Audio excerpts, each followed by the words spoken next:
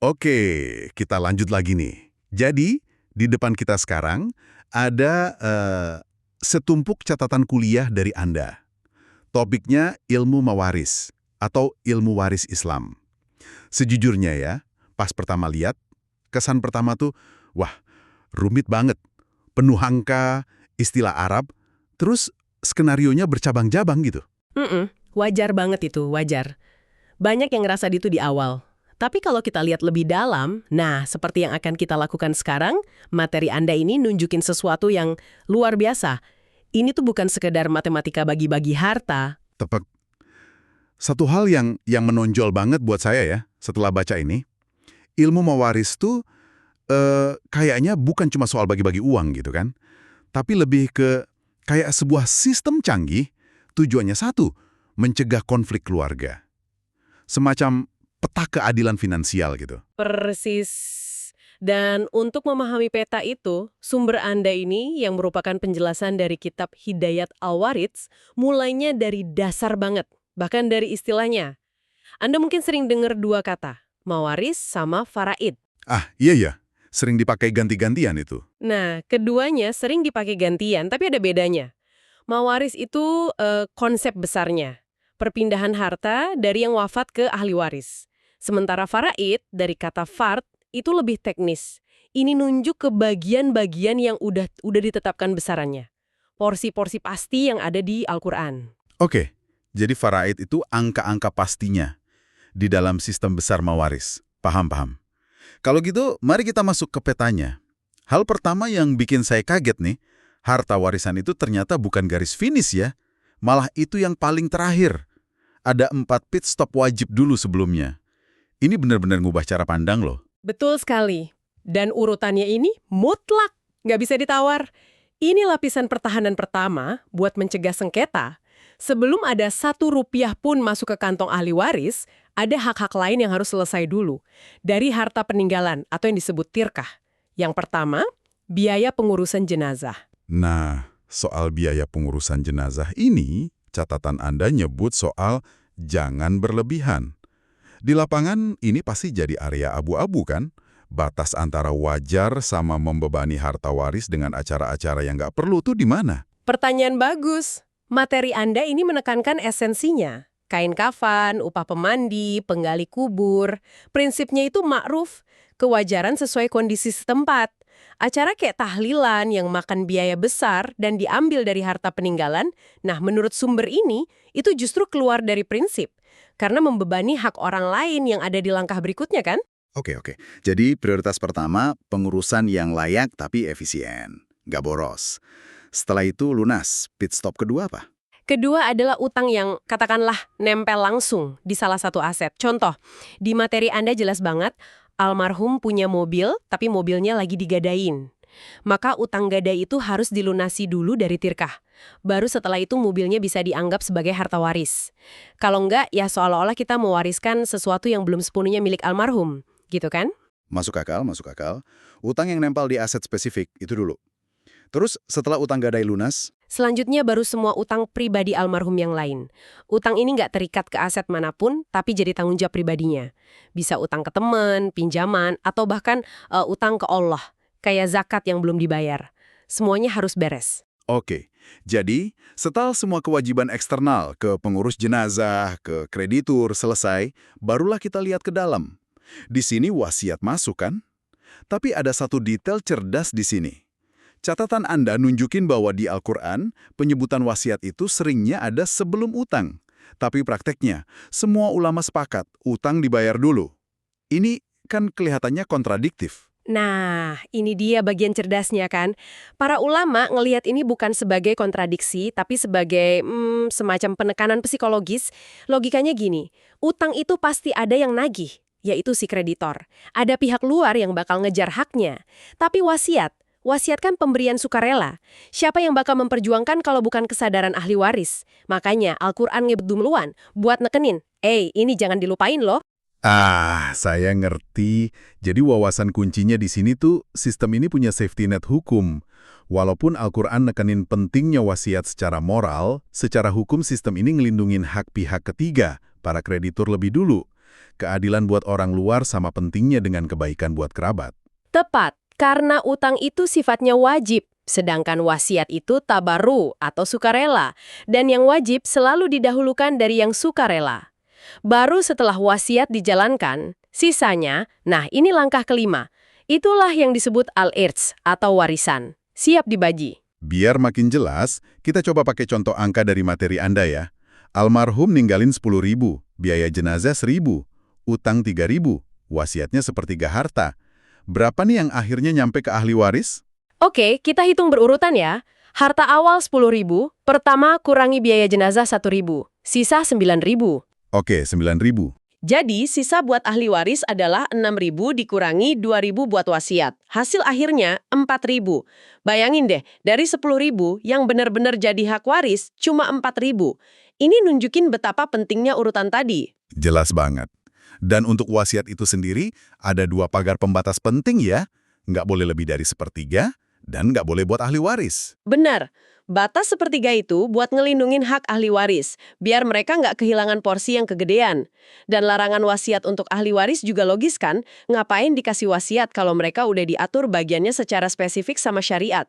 Itu bisa bikin cemburu dan konflik. Lagi-lagi, tujuannya pencegahan konflik. Oke, setelah 5 langkah itu selesai, dan kita udah punya harta bersih yang siap dibagi, kita masuk ke intinya. Siapa dapat apa? Catatan Anda nyebut ada 3 pilar atau rukun biar warisan bisa terjadi. Ada yang meninggal, al-muwarith, ada ahli waris yang masih hidup, al-warith, dan ada hartanya, al-mauruth. Ini sih cukup jelas ya. Tapi yang lebih menarik itu penyebabnya. Apa yang bikin seseorang jadi ahli waris? Sumber Anda merinci 3 sebab utama. Yang paling umum, ya jelas, nasab, hubungan darah. Materi Anda ngebaginya dengan rapi. Usul, garis ke atas, orang tua, kakek nenek, furu, garis ke bawah, anak cucu, dan hawashi, garis samping, saudara, paman. Kedua, itu nikah, ikatan pernikahan yang sah. Dan ketiga, ini yang sekarang udah historisi, wala, hubungan karena memerdekakan budak. Nah, ini dia. Kalau ada sebab, pasti ada penghalang. Dan disinilah sistem ini nunjukin ketegasannya. Apa aja yang bisa batalin hak waris seseorang meskipun dia punya hubungan darah atau nikah? Ada 3 penghalang utama. Pertama, perbedaan agama. Muslim nggak mewarisi dari non-Muslim dan sebaliknya. Kedua, perbudakan. Karena budakan pada dasarnya nggak punya hak milik pribadi.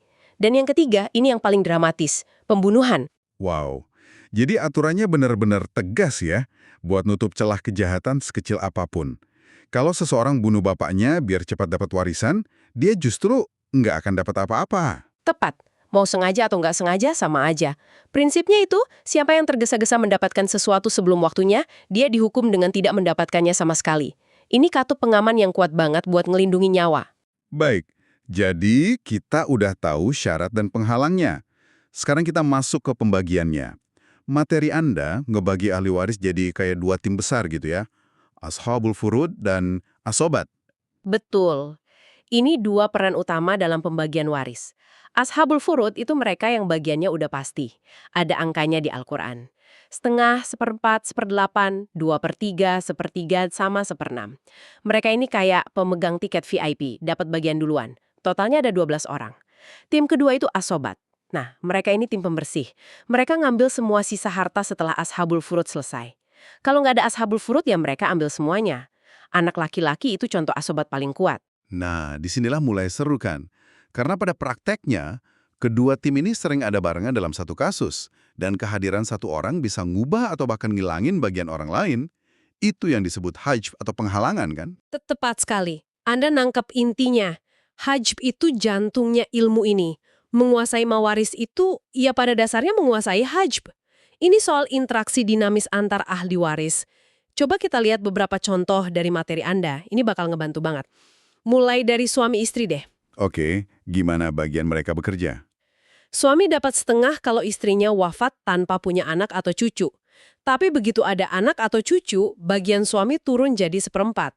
Kehadiran anak itu menghajb atau mengurangi bagian suami. Sama juga buat istri. Dia dapat 1/4 kalau suami wafat tanpa anak cucu. Tapi begitu ada anak cucu, bagiannya turun jadi 1/8. Dan catatan penting dari sumber Anda, bagian 1/4 atau 1/8 itu buat posisi istri, bukan per orang. Jadi mau istrinya 1 atau 4, ya mereka harus bagi rata dari porsi yang sama itu. Oh, jadi intinya ada anak atau enggak, itu yang nentuin dapat setengah atau 1/4 atau 1/4 atau 1/8 gitu ya. Sekarang gimana dengan ibu? Ini kayaknya lebih kompleks ya, karena bagiannya bisa dipengaruhi anak dan juga saudara. Benar, posisi ibu ini menarik banget. Dia punya 3 skenario. Skenario defaultnya, dia dapat 1/3. Porsi yang lumayan besar. Ini terjadi kalau almarhum nggak punya anak cucu dan nggak punya 2 saudara atau lebih. Jadi ada 2 syarat buat dapat 1/3 itu. Betul, kalau salah satu aja syarat itu nggak terpenuhi, misalnya almarhum punya anak, atau almarhum punya 2 orang saudara, bagian ibu langsung turun drastis, jadi 1/6. Ini contoh hajab lagi. Keberadaan cucu atau 2 saudara, bahkan kalau saudaranya sendiri nggak dapat warisan, itu ngurangin bagian ibu. Itu menarik, jadi jumlah saudara bisa ngaruh ke bagian ibu, meskipun mereka sendiri mungkin terhalang ya. Terus ada kondisi ketiga yang spesifik banget itu kan, alumariatain. Iya, ini kasus jenius dalam ilmu waris. Cuma terjadi dalam 2 formasi, suami, ibu, ayah, atau istri, ibu, ayah.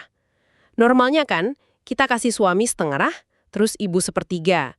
Sisanya tinggal 1/6 buat ayah. Hasilnya, ibu dapat lebih banyak dari ayah. Nah, ini kan bertentangan dengan prinsip umum, di mana laki-laki dalam posisi itu harusnya dapat lebih besar. Jadi sistemnya nemuin ada potensi hasil yang anomali. Terus solusinya gimana? Solusinya elegan.